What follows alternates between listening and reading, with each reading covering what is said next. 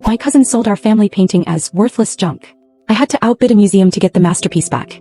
What started as a heartbreaking betrayal turned into an art world sensation that revealed secrets my family had been hiding for over a century. I'm Sophie Bennett, 38 years old, and an art history professor at a small liberal arts college. The painting in question had hung in my grandmother's living room for as long as I could remember. A portrait of a young woman in a blue dress, standing in a garden with roses climbing the wall behind her. The style was impressionistic, the colors still vibrant despite obvious age. As a child, I'd spent hours studying it, drawn to the subject's enigmatic expression. My grandmother, Catherine Bennett, had always been vague about the painting's origin. "It was your great-great-grandfather's," she'd say. "Been in the family since the 1880s. When I pressed for details, she'd change the subject or claim not to remember. Grandma Catherine passed away in October 2023 at 94. The funeral brought together relatives I hadn't seen in years, including my cousin Brandon, her oldest grandchild. Brandon was 42, working in commercial real estate, and had always been Grandma's favorite despite rarely visiting. At the funeral reception, Brandon cornered me in Grandma's kitchen. "So I'm executing the estate," he announced as if this was news I should be grateful for. "Grandma made you executor? Someone has to handle things properly. You know how scattered the family gets about practical matters." I bristled at the implication that my career in academia made me impractical. "What does that mean for the house and everything in it?"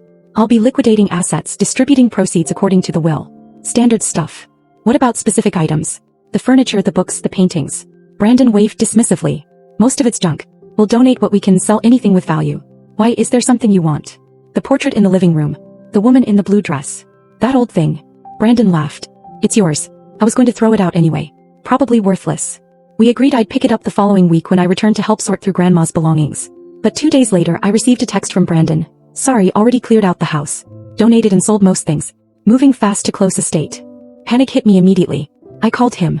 "Brandon, what about the painting? You said I could have it." "Oh right.